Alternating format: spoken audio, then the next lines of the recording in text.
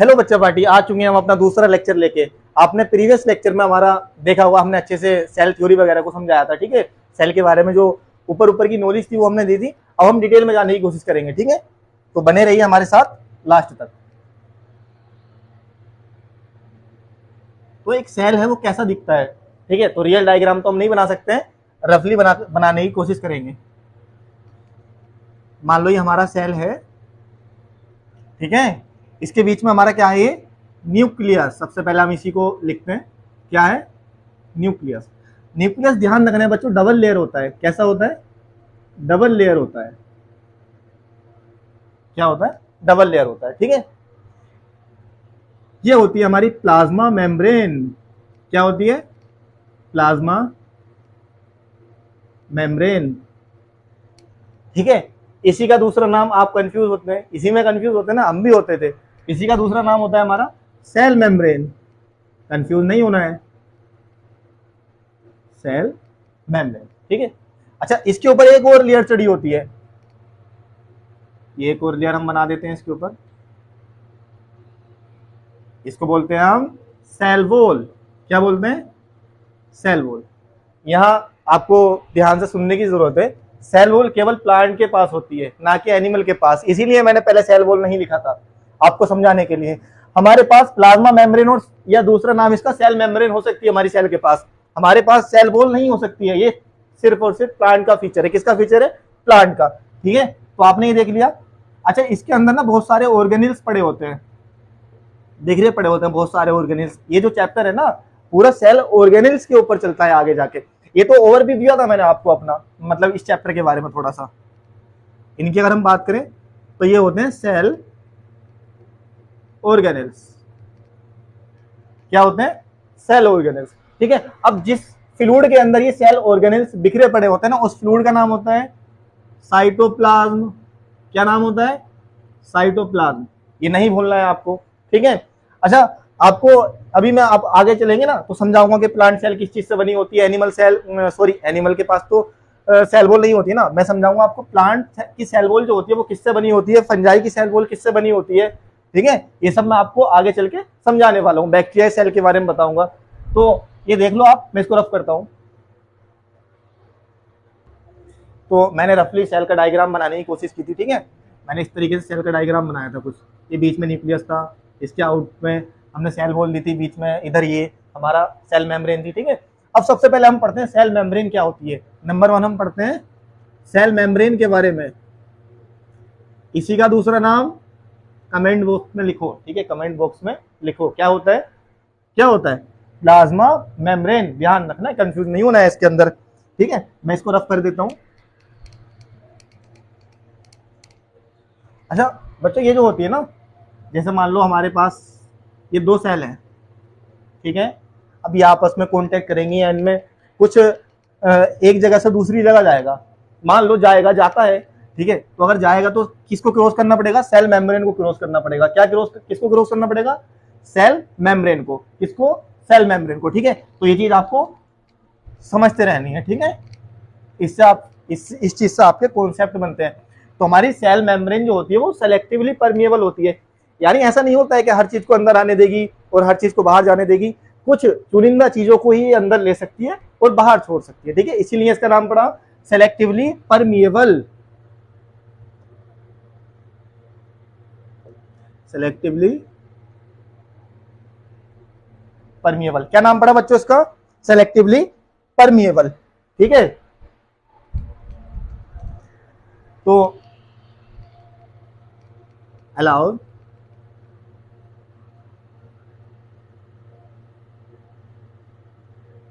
Substance, ये अच्छे से आपको ध्यान रखना है, ठीक है। इसके नोट्स बनाते हुए चलना है। एग्जाम में डायरेक्ट क्वेश्चन देखने को मिलेंगे आपको यहां से, ठीक है।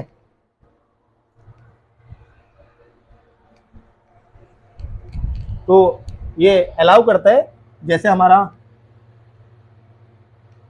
Sorry, allow diffusion, diffusion substance जैसे carbon dioxide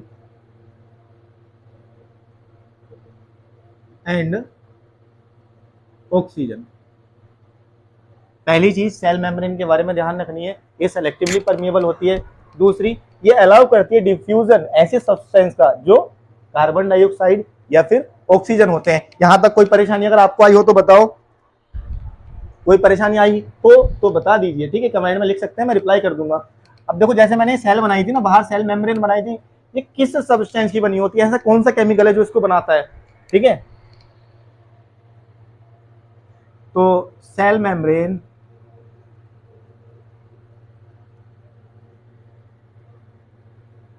made up of lipid and protein. किसकी बनी होती है? लिपिड और प्रोटीन की बनी होती है। इसको अच्छे से ध्यान रखना है, ठीक है। अब मैं इसको रफ करता हूं, अगर आपको स्क्रीनशॉट लेना है तो ले सकते हैं। बच्चों हम देख लेते हैं जो ट्रांसपोर्टेशन होता है ना सेल के अंदर, या एक सेल दूसरी सेल के बीच में जो ट्रांसपोर्ट कराती है, या एक सेल के अंदर ही ट्रांसपोर्ट चलता है, तो हम उसके बारे में बात कर लेते हैं, ठीक है। तो हम किसके बारे में बात करने जा रहे हैं? ट्रांसपोर्टेशन के बारे में।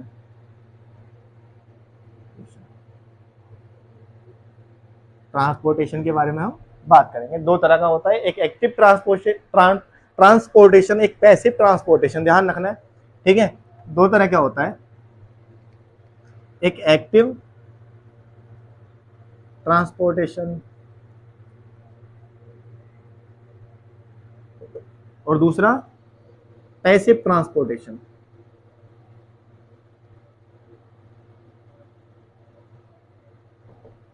क्या फर्क होता है दोनों में, ध्यान से समझते हैं। एक्टिव का मतलब क्या होता है? एक्टिव मतलब ये लोअर कंसंट्रेशन से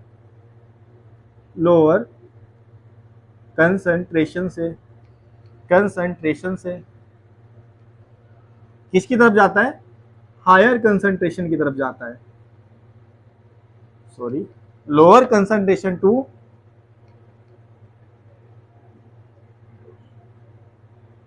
हायर कंसंट्रेशन। ध्यान रखना है बच्चों इसको अच्छे से, लोअर टू हायर जाता है। लेकिन अगर पैसिव की बात करें तो यहां ऐसा नहीं होता है। यहां कैसा होता है? यहां पे हमारा हायर कंसंट्रेशन टू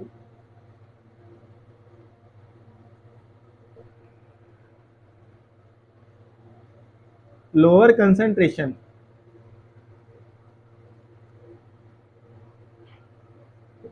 फर्क समझे? यहां पे हाई से लो जा रहा है, लेकिन यहां पे लो से हाई जा रहा है। ऐसा कैसे हो सकता है? लो से हाई कोई चीज कैसे जा सकती है? अगर जा सकती है तो उसको एनर्जी चाहिए ना।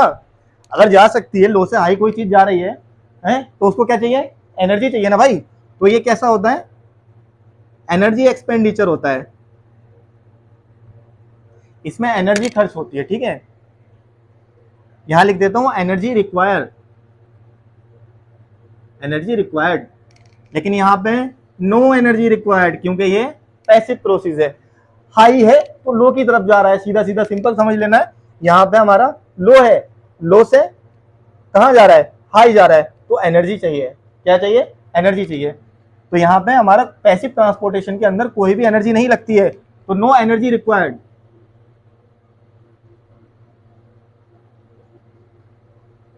क्या बच्चों? नो एनर्जी रिक्वायर्ड, ठीक है बच्चों। तो ये पैसिव प्रोसेस जो होगा ये फास्ट होगा कि स्लो होगा? ये एक स्लो प्रोसेस होता है, जिसमें कोई भी एनर्जी खर्च नहीं हो रही। वो कैसा प्रोसेस होगा? ये स्लो प्रोसेस होगा, स्लो प्रोसेस।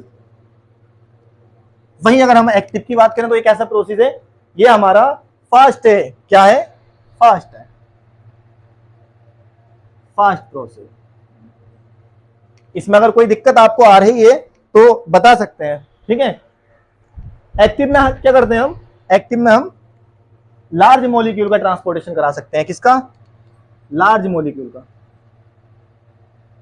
Transport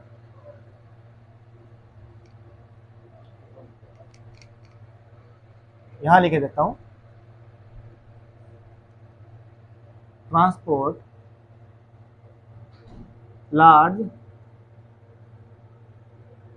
molecules. लेकिन यहां स्मॉल मॉलिक्यूल का ट्रांसपोर्टेशन करा सकते हैं।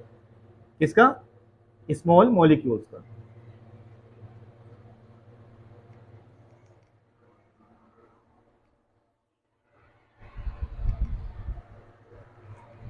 देखो मैं इसको एक दोबारा से एक फ्लो चार्ट की फॉर्म में तुम्हें समझा देता हूँ।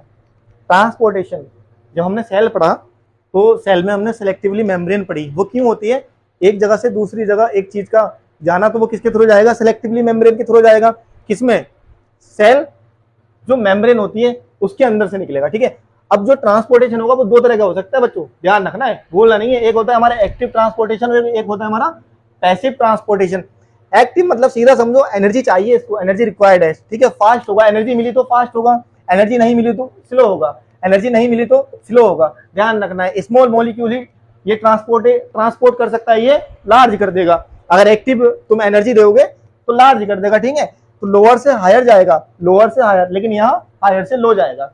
यहाँ तक कोई समस्या अगर आई हो तो बताओ, कमेंट सेक्शन में कमेंट कर सकते हो अगर कोई भी दिक्कत आती है तो। इसका स्क्रीनशॉट ले लीजिए आप, ठीक है बच्चों, आपने स्क्रीनशॉट ले लिया होगा। अब मैं आगे बढ़ता हूँ, ठीक है। अब मैं बात करता हूँ ऑस्मोसिस की। किसकी बात करते हैं बेटा? ऑस्मोसिस की। ऑस्मोसिस क्या होता है? मैं आपको ऑस्मोसिस, मैं आपको डेफिनेशन पे ना ले जाके पहले थोड़ा समझा देता हूं।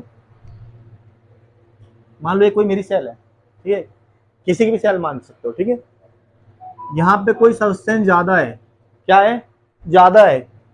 अब यहाँ है कम, तो ज्यादा से किधर को जा रहा है? कम की तरफ को जा रहा है, यानी हाई से लो की तरफ जा रहा है, तब ये कहलाएगा ऑस्मोसिस। ध्यान रखना, सेल के अंदर की बात कर रहा हूँ, बाहर नहीं गया हूं मैं अभी। किसके अंदर की बात कर रहा हूँ? सेल के अंदर की बात कर रहा हूँ। ये अच्छे से समझ लेना आप इसको। तो लिख लेते हैं हम यहां, द प्रोसेस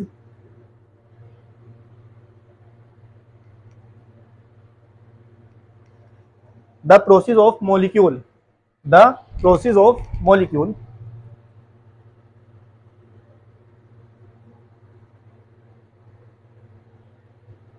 हमारा सॉलिड हो सकता है, लिक्विड हो सकता है और गैस हो सकता है। एक ऐसा प्रोसेस जिसमें हमारे सॉलिड, लिक्विड और गैस, इनका हमारा एक जगह से दूसरी जगह जा रहे हैं। यानी अगर हम इसको ऐसे समझ सकते हैं, रीजन ऑफ हायर कंसंट्रेशन, मैं इसको लिख देता हूं, एक मिनट रफ करके। इसको हम ऐसे भी लिख सकते हैं, इसको हम ऐसे भी लिख सकते हैं, जो हमारा ये मूवमेंट हो रहा है ना, तो इसको हम ऐसे लिख सकते हैं, movement for higher concentration to the region of lower concentration. बच्चों हमने ऑस्मोसिस समझने की कोशिश की, ठीक है। बहुत ही आसान टॉपिक है, लेकिन ये समझ में नहीं आता है बच्चों के, ठीक है। यहीं से एग्जामिनर क्या करते हैं? क्वेश्चन देने की कोशिश करेगा आपको। जहां से आपके समझ में नहीं आएगा ना, एनसीईआरटी, मैं सारा एनसीईआरटी बेस्ड चल रहा हूँ, और जहां से आपको समझ नहीं आएगा ना, वहीं से एग्जामिनर क्या करेगा? आपको क्वेश्चन दे देगा। तो ऑस्मोसिस को अच्छे से समझो, दो लाइनों में मैंने आपको समझा दिया है। अगर सॉलिड, लिक्विड और गैस का movement higher concentration to lower concentration हो रहा है तो वो कहलाएगा ऑस्मोसिस। जैसे अगर सेल में हमारे पास कोई भी सब्सटेंस है, इसका हायर से लोअर की तरफ जाना क्या कहलाएगा? ऑस्मोसिस कहलाएगा। यहां तक कोई समस्या हुई तो बताओ, अगर कोई दिक्कत आए तो मैं फिर कह रहा हूं, कमेंट सेक्शन में हमारा कमेंट कर सकते हैं, मैं आपको रिप्लाई करूंगा, ठीक है। आगे चलते हैं, इसको आप लिख सकते हैं। बेटा एक छोटी सी गलती हो गई हमसे, ये ऑस्मोसिस नहीं था, हम जो समझ रहे थे ना ये डिफ्यूजन था। क्या था? ऑस्मोसिस में इसके बाद समझाऊंगा आपको क्या था, ये डिफ्यूजन था। छोटी छोटी गलती हो रही है, लेकिन हम करेक्शन करते जा रहे हैं, ठीक है। आपको गलत कंटेंट नहीं देंगे, ध्यान रखना है। एक नंबर का कंटेंट देने की कोशिश कर रहा हूँ। ये हमारा डिफ्यूजन था, मैंने गलती से उसको क्या लिख दिया था? ऑस्मोसिस लिख दिया था। तो आप इसको देख लेना, ठीक है। आगे बढ़ते हैं, अब हम चालू करते हैं ऑस्मोसिस के बारे में।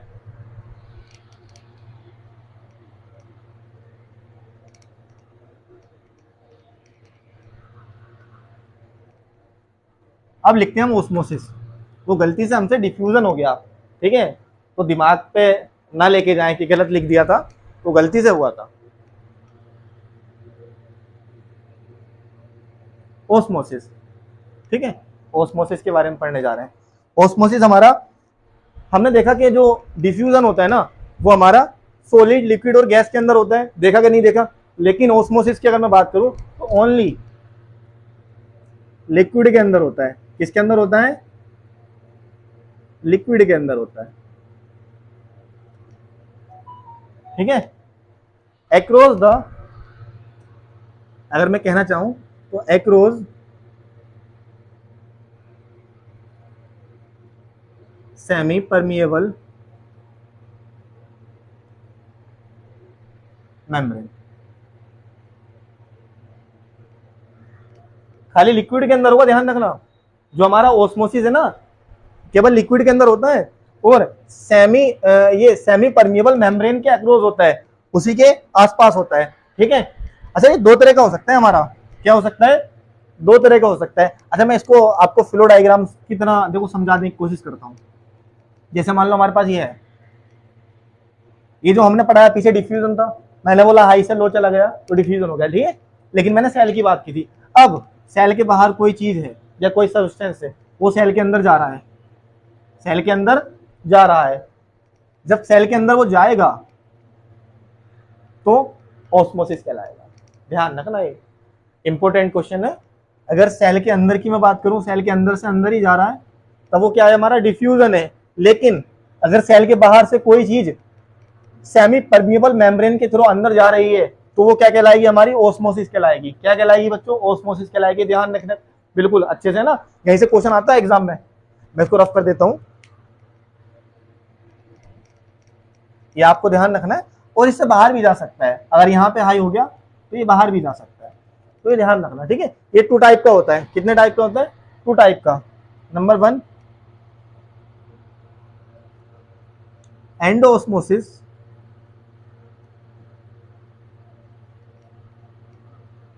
और नंबर 2 एक्सोऑस्मोसिस।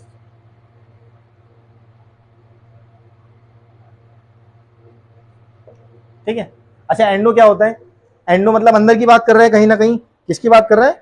अंदर की बात कर रहे हैं। जैसे मैं आपको समझाऊं, यहां मैं बना लेता हूं छोटा सा, ये कोई मेरी सेल है, यहां था हमारा वाटर के छोटे छोटे मॉलिक्यूल। क्या थे बच्चों? ये पानी है हमारा, मतलब वाटर है, छोटे छोटे मॉलिक्यूल इधर जा रहे हैं, अंदर जा रहे हैं, सेल के अंदर जा रहे हैं। किसके अंदर जा रहे हैं बच्चों? सेल के अंदर जा रहे हैं। जब सेल के अंदर पानी भर जाएगा तो सेल कैसा हो जाएगा? फूल जाएगा कि नहीं फूल जाएगा? सेल फूल जाएगा तो मतलब स्वेलो हो जाएगा। क्या हो जाएगा? स्वेलो हो जाएगा। ये तुम्हें ध्यान रखना है, ठीक है। अच्छा अगर मैं एक्सोऑस्मोसिस की बात करूं, ये तो एंडो हुआ, एक्सो की बात करूं तो एक डिब्बा ये बनाया मैंने, इसके बीच में मैंने सेल बना दी, ठीक है। अब मान लो इधर ज्यादा वाटर है, अब वाटर बाहर निकला, क्या निकला? वाटर बाहर निकला। जब बाहर निकला तो एक्सोऑस्मोसिस कहलाएगा। जब एक्सोऑस्मोसिस होगा ना तो यार हमारे पास देखो ना बच्चों, ये हमारे पास सेल है, इस सेल में से मैंने पानी निकाल दिया तो सेल कैसी हो गई? ये ऐसी हो गई। इसको बोलते हैं श्रिंकेज होना। क्या होता है? श्रिंकेज होना। श्रिंकेज। तो वैसे ही एक्सोऑस्मोसिस के अंदर क्या होता है? जो वाटर होता है वो बाहर निकल जाता है तो सेल क्या हो जाती है? श्रिंकेज हो जाती है। ये तुम्हें ध्यान रखना है, ठीक है। क्या हो जाती है? श्रिंक हो जाती है, तो ध्यान रखना है। यहां स्वेलो हुई थी, यहां श्रिंक हो जाएगी। यहां स्वेलो हुई थी, यहां श्रिंक हो जाएगी। ओस्मोसिस पढ़ा। ओस्मोसिस ओनली लिक्विड के अंदर होता है, एक्रोस सेमी परमिएबल मेम्ब्रेन। जैसा कि मैंने आपको बताया दो तरह का हो सकता है, एंडोऑस्मोसिस, एक्सोऑस्मोसिस। एंडो मैंने आपको समझाया कि पानी अंदर जा रहा है, अंदर जा रहा है तो सेल फूल जाएगा। अरे पानी भर देंगे ना सेल में, अब मान लो बैलून ले लो आप, बैलून के अंदर पानी भर दोगे तो फूल जाएगा, हवा भर दोगे तो फूल जाएगा, ठीक है। लेकिन वहीं अगर हवा और पानी को निकाल दोगे, मैं वाटर के एग्जाम्पल लेता हूँ, अगर वाटर को निकाल दोगे क्या हो जाएगा? सुगड़ जाएगा ना। सुगड़ जाने को बोलते हैं श्रिंक होना। क्या होना? श्रिंक होना। जैसे मैंने ये बताया, इसमें मैंने बहुत सारा पानी भर दिया तो ये सेल फुला हुआ है, वहीं अगर पानी निकाल लिया सेल देखो श्रिंक हो गया आपके सामने। अगर कोई समस्या हुई तो बताओ, ठीक है। स्क्रीनशॉट ले सकते हैं इसका अच्छे से, ठीक है बच्चों। टाइप्स ऑफ सॉल्यूशन की बात कर लेते हैं। हमारी एनसीईआरटी के अंदर दे रखा है, क्या होता है? Types of solution. Types of solution, ठीक है। एक होता है हमारा हाइपरटोनिक, एक होता है आइसोटोनिक, एक होता है हमारा हाइपोटोनिक, क्या होता है, हाइपोटोनिक, ठीक है, ये ध्यान से देखना है। एक होता है हाइपरटोनिक, एक होता है आइसोटोनिक, एक होता है हमारा हाइपोटोनिक। टाइप्स ऑफ सॉल्यूशन की बात कर रहा हूं, बहुत इंपॉर्टेंट टॉपिक है, ठीक है, अच्छे से देखते रहना इसको। ये हमारे पास सोल्यूट है, सोल्यूट मतलब वाटर है, और हमारे पास इसमें क्या मिला हुआ है, मैं चेंज कर लेता हूं,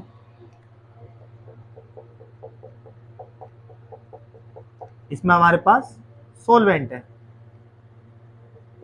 सोलवेंट और सोल्यूट दोनों है, लेकिन सोलवेंट ज्यादा है, क्या है, ज्यादा है। अभी इसके अंदर एक सेल है, ठीक है, इस सेल के अंदर क्या है हमारा,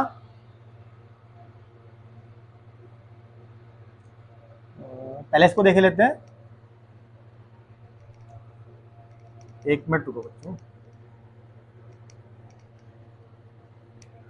देखो हाइपरटोनिक मतलब, हाइपर मतलब इसके अंदर हमारा जो सोलवेंट है, सोलवेंट ज्यादा है। सोलवेंट क्या हो सकता है बच्चों, सोलवेंट हमारा शुगर हो सकता है, ठीक है, क्या हो सकता है, शुगर हो सकता है, सोलवेंट हमारा शुगर हो सकता है। अब ये सेल है हमारे पास, इस सेल के अंदर क्या है हमारा, मान लो सोल्यूट है, सेल के अंदर सोल्यूट ज्यादा है, इसके अंदर सोल्यूट ज्यादा है, तो ये बाहर निकलेगा, क्योंकि यहां सोल्यूट कम है ना, सोलवेंट ज्यादा है, तो जब बाहर निकलेगा ना तो सेल क्या हो जाएगा, श्रिंक हो जाएगा। अभी मैंने बताया था आपको, सेल क्या हो जाता है, श्रिंक हो जाता है, ठीक है। जब हमारा सोल्यूट यानी वाटर बाहर निकलेगा तो सेल क्या हो जाएगा, श्रिंक हो जाएगा। ये होता है हाइपरटोनिक सॉल्यूशन। तो ये अच्छे से समझ आया होगा। आइसोटोनिक, आइसो मतलब सोलवेंट और सोल्यूट सेम मात्रा में यानी सेम क्वांटिटी में होते हैं, क्या होते हैं, सेम होते हैं।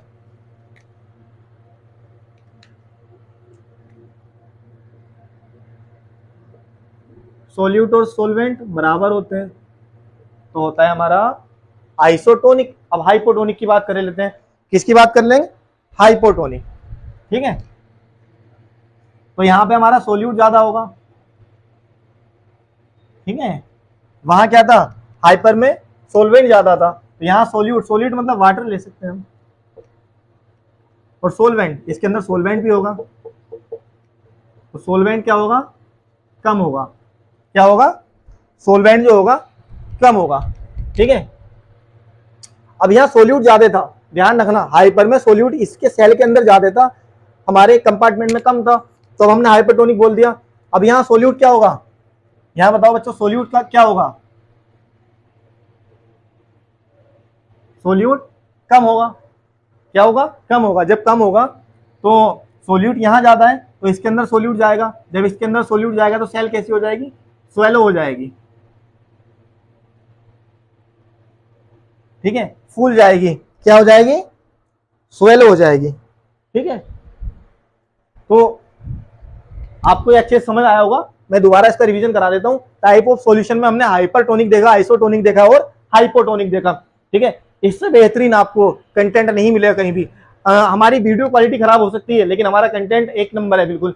मतलब ये एनसीईआरटी में बहुत लंबा टॉपिक दे रखा है, इसको मैंने शॉर्ट फॉर्म में आपको बता दिया है, इसको अच्छे से देख लेना, यहीं से क्वेश्चन आते हैं, ठीक है। तो बेटा हमारा ये लेक्चर कंप्लीट होता है, और अगर कोई आपको दिक्कत आती है तो आप हमें कमेंट कर सकते हैं, हम आपका रिप्लाई करेंगे, ठीक है। कोई भी दिक्कत आए आपको, कोई भी चीज समझने में दिक्कत आए, और बेटा गलती हो सकती है हमसे ना, गलती मतलब हमसे स्पेलिंग मिस्टेक हो सकती है, तो उसको थोड़ा देख लेना, मतलब नहीं होने देंगे हम, अगर कोई होती है तो देख लेना, ठीक है। थैंक यू बेटा हमारा लेक्चर देखने के लिए।